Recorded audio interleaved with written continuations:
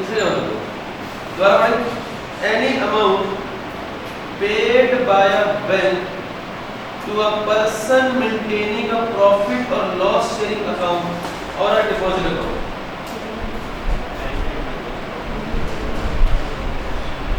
आप बैंक में डिपॉजिट कराते हैं पैसे और बैंक उसके बदले में क्या पे करेगा? Any amount paid by a bank, bank ने आपको पैसे पे किए, क्यों पे किए आपको? तो personal maintaining profit loss account sharing account और डिपॉजिट अकाउंट, आपने बैंक में पैसे डिपॉजिट कराए और आपको बैंक पे करता है। कौन सी अमाउंट जो बैंक आपको पे करता है? इंटरेस्ट। इंटरेस्ट यानी कि लेट्स सपोज मैं यहां देखो पॉइंट कौन सा बी, तो हमारे पास था एक मिस्टर के ने क्या किया?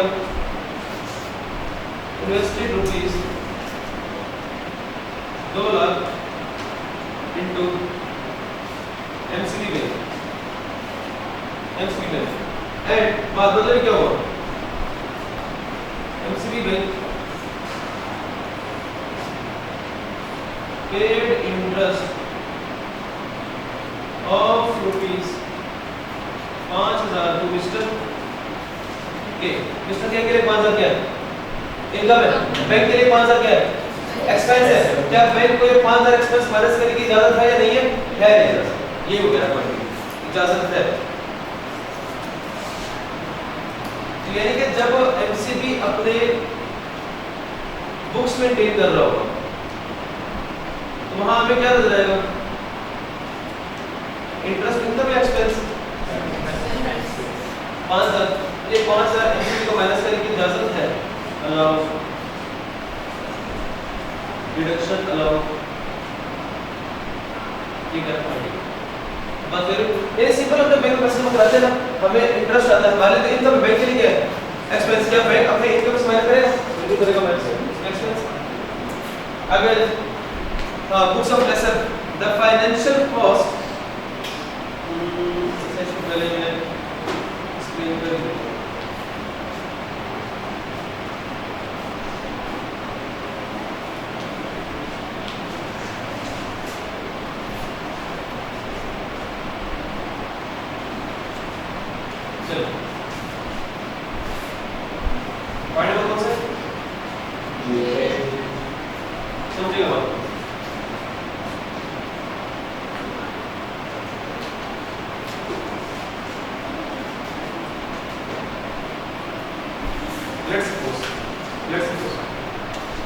ये था बिल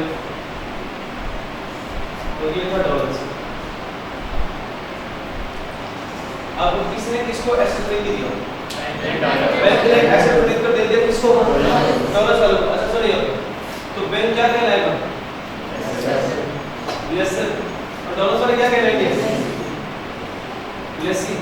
अब असूलन होना क्या चाहिए था? लेट्स सपोज 100 रुपए। अब असूलन हर महीने 100 रुपए कौन पे करेगा? लेसी पे करेंगे इसको। इस 100 रुपए का नाम क्या है? Lease rentals. Lease rentals. लेकिन क्या इस बैंक ने सिर्फ डॉलर्स वालों के साथ ये अरेंजमेंट की होगी या मल्टीपल लोगों के साथ की होगी? और क्या डॉलर्स वालों सॉरी बैंक वालों ने मल्टीपल लोगों से अरेंजमेंट की है? और बैंक को ये था कि यार हमारे पास इतना टाइम भी नहीं है या फिर हमें डर लगता है अपने पैसे लाने में या कलेक्ट करने में, तो बैंक वालों ने लेसर ने क्या किया? एक एजेंट अपॉइंट किया। लेसर ने क्या किया? एक एजेंट। अच्छा वो एजेंट का नाम है डेट कलेक्शन एजेंट। नाम क्या उसका? Debt collection agent. अब यहाँ पे एक थर्ड पार्टी है,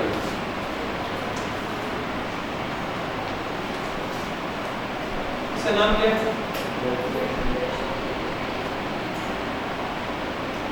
आपको पता है रिकवरी एजेंट्स होते हैं।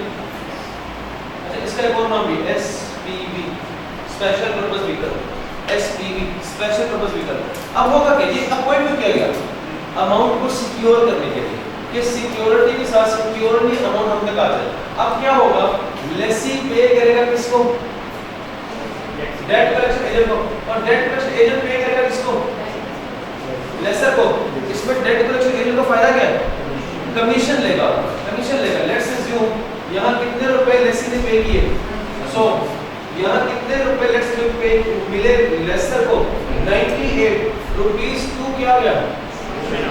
Commission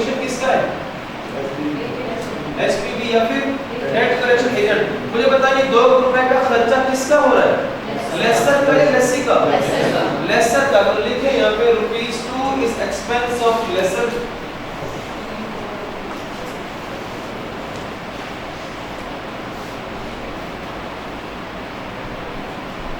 and is allowed as deduction. किसको डिडक्शन मिलेगी?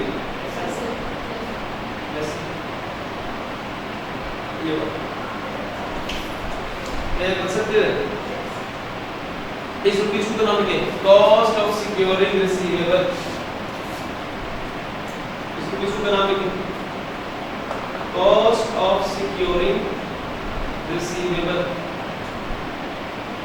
क्या मतलब हुआ? रिस्क नहीं लिया बैंक ने।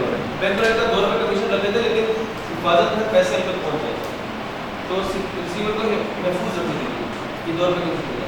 अब बड़े पॉइंट पे द फाइनेंशियल कॉस्ट लिखिए commission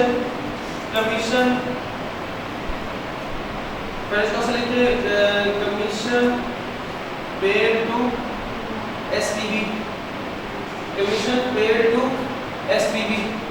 The financial cost of the securitization. इसको कैलकुलेशन लिख दिए securing. अब पढ़ इस तरह से पढ़ता financial cost of securing receivables. The financial cost of securing receivables being the difference between the किन दो चीजों का डिफरेंस है? लेसर और लेसी के अमाउंट क्या लिखोगे? Amount receivable by the lessor and amount received by the SPV. What is amount received by the SPV? 100। Amount receivable by the lessor 98। दोनों का डिफरेंस कितना है? दो स्टोर को क्या नाम दिया? Cost of securing. They have financial cost. This financial cost is allowed as deduction. ऊपर देखिए, ऊपर पॉइंट में डिडक्शन चल गया लिखा हुआ, यानी ये ₹2 किसको माइनस करके जाती थी? Lessor means bank. अब बात करेंगे कुछ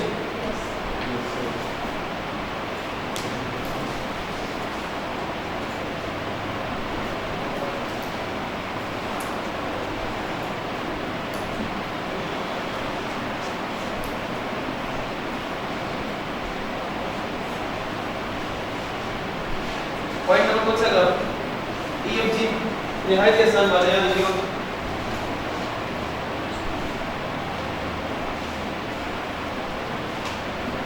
एक इदारा है जिसका नाम है SBP।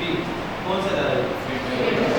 क्या स्टेट बैंक ऑफ पाकिस्तान भी दूसरों इदारों को लोन दे सकता है? यस। तो यहाँ 3 इदारों की बात की है। HBFC का मतलब क्या है? House building finance corporation. उसके अलावा दूसरा इदारा है NDLC के क्वेश्चन सुने। NDLC का मतलब है national development leasing corporation. National development leasing corporation. और एक इदारा है SME, small and medium enterprise. आप समझे कहानी को? आसान सी बात है। लोन किसने किसको दिया? स्टेट बैंक ऑफ पाकिस्तान ने इनको क्या दिया? Loan provided. अब बदले में HPFC, NDLC है, SME क्या करेगा? स्टेट बैंक ऑफ पाकिस्तान को क्या पे करेगा? इंटरेस्ट पे करेगा। ये इंटरेस्ट एक्सपेंस होगा। किनका इंटरेस्ट एक्सपेंस है? HPFC, NDLC या SME का। ये इंटरेस्ट एक्सपेंस इनको माइनस करने की इजाजत है। डिडक्शन किसको माइनस करने की इजाजत है? HPFC, NDLC और SME। अब बड़े पॉइंट ये कहते हैं any interest paid by the house building finance corporation या फिर नेशनल डेवलपमेंट लीजिंग कॉर्पोरेशन या फिर small and medium enterprise to the State Bank of Pakistan on loan provided by the State Bank of Pakistan. क्यों ये interest पे कर रहे हैं स्टेट बैंक ऑफ पाकिस्तान को? क्योंकि इन्होंने उससे क्या किया हुआ था? लोन। इस लाइन में लिखें will be allowed as deduction, will be allowed as deduction, will be allowed as deduction। अब मुझे बताइए टॉपिक मुश्किल था? पता नहीं बाकी से क्यों कहते हैं टॉपिक मुश्किल था? तो मुश्किल है क्या? कहानी क्लियर है आपके सामने? अगर डॉलर्स वाले यहाँ से लोन ले रहे हैं, इंटरेस्ट या प्रॉफिट पे करें, माइनस कर सकते हैं, कर सकते हैं। अगर आपने बैंक में पैसे जमा कराए, बैंक वालों ने आपको इंटरेस्ट पे किया, आपकी इनकम बैंक की क्या है, एक्सपेंस। क्या बैंक को एक्सपेंस अलाउड है? अलाउड है। अगर लेसर ने लेसी से पैसे लेने के लिए एसपीवी अपॉइंट किया और एसपीवी को कमीशन दिया, तो क्या कमीशन माइनस कर सकता है लेसर? कर सकता है। अगर स्टेट बैंक ऑफ पाकिस्तान ने लोन दिए तीन इदारों को, इन तीन इदारों ने इंटरेस्ट पे किया, तो इन तीन इदारों का ये इंटरेस्ट एक्सपेंस डिडक्शन अलाउड है? बिल्कुल अलाउड है। बताइए मुश्किल है?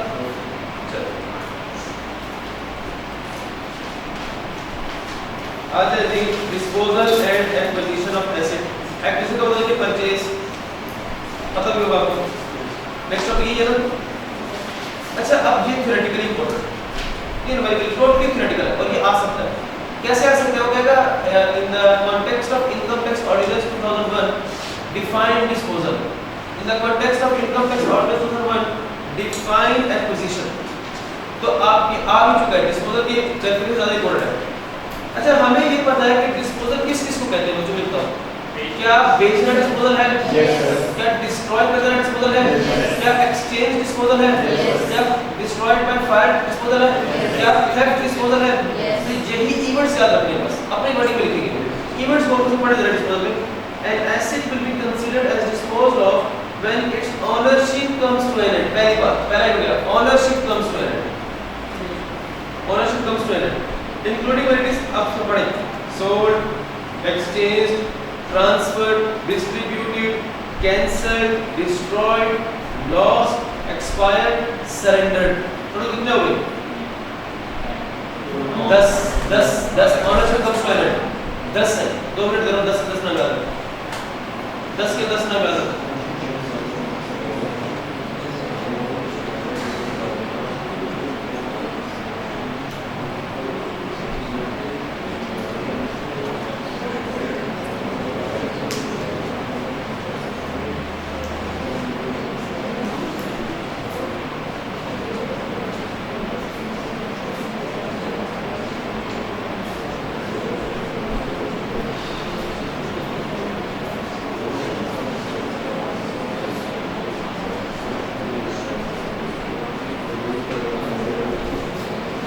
हो गया? चलिए बस लिख दो। मेरे पास इनहेरिटेंस के थ्रू एक एसेट है, मेरे बाद मेरे बेटे के पास इनहेरिटेंस के थ्रू चला गया। जब मेरी तरफ से वो मेरे बेटे की तरफ से इनहेरिटेंस सक्सेशन को ट्रांसफर हुआ है, क्या मेरी बुक्स में डिस्पोजल रिकॉर्ड होगा कि नहीं होगा? यस। एक चीज और आ गई, 11 हो गए, 11 हो गए। पढ़े पॉइंट, अच्छा सुन पढ़े ना, सुनते जाइए। 11 हो गए। थ्रू इनहेरिटेंस सक्सेशन आगे ट्रांसफर कर दिया तो फिर डिस्पोजल है। उसके अलावा अगला पॉइंट देखिए, आपने पढ़ना नहीं है। बिजनेस में एसी लगा हुआ था, बिजनेस का एसी मैं घर में जाकर लगा दिया, तो बिजनेस एसेट को पर्सनल यूज में लगा दिया, तो क्या बिजनेस की बुक्स पर डिस्पोजल है कि नहीं? Yes. Putting business asset into personal use. 12 हो गए। अगला सुनिए, डिस्पोजल मैंने पूरा एसेट डिस्पोज नहीं किया, उसका एक पार्ट डिस्पोज किया, ये भी डिस्पोजल है कि नहीं? पूरा जनरेटर नहीं बेचा, उसका एक हिस्सा बेच दिया, डिस्पोजल है कि नहीं? कितने हो गए? 13 10 थे ना, 11 क्या था? इनहेरिटेंस से 12 क्या है? पर्सनल यूज में ले आना। 13 क्या है? आखिरी नंबर 14। अगर मैंने एक एसिड को इस्तेमाल करना ही छोड़ दिया, बिजनेस ने एसिड को इस्तेमाल करना ही छोड़ दिया, सीज कर दिया, डिस्कार्ड कर दिया, तो ये डिस्पोजल है कि नहीं? तो कितने डिस्पोजल है टोटल? 14। अब याद 14 की 14 नाम याद करो। इस्तेमाल करना छोड़ दिया, हाँ ओनरशिप तो है, लेकिन हम डिस्कार्ड से कहते हैं लातार्किक, लातार्किक।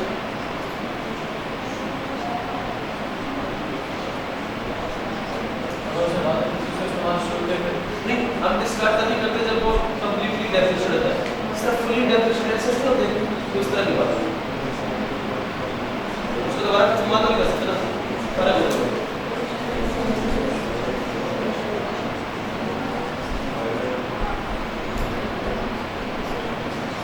चलिए आ जाइए एक्विजिशन में। एक्विजिशन का मतलब क्या है? परचेज करना।